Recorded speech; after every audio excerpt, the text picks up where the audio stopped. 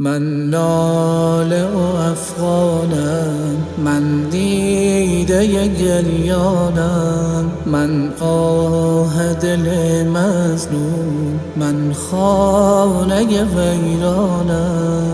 در سینه نهان دارم غمهای همه دنیا، خونین شب و روزم، حیرانم از این غمها، حیرانم از این غمها. بس ظلم و ستم کرده هر کافر و هر بیدین، از خون جوان من هر کوه و کمر رنگین. مسدود ستم خورده در چشم و نگاه من، بس سنگ جفا خورده بر جسم تباه من.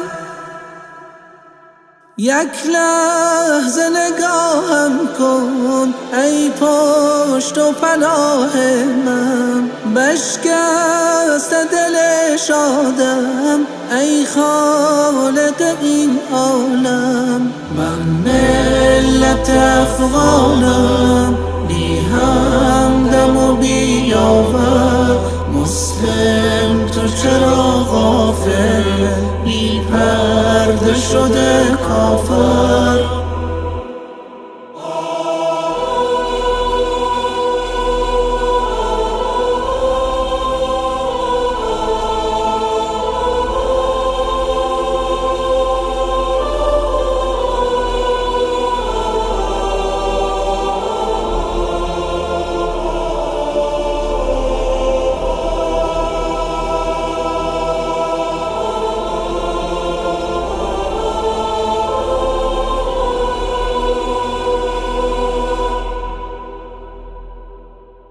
ای ناصر مظلومان، ای پادشه خوبان،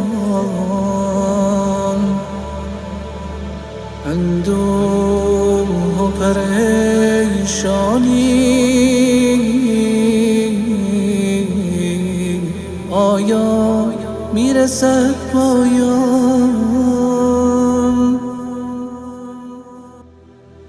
طاغوت روا دارد هر لحظه ستم بر جان، این اهل عناد و کین از بین ببرد ایمان. صد مشت ستم خورده این پیکر خونینم، از عالم و از آدم دلگیرم و غمگینم.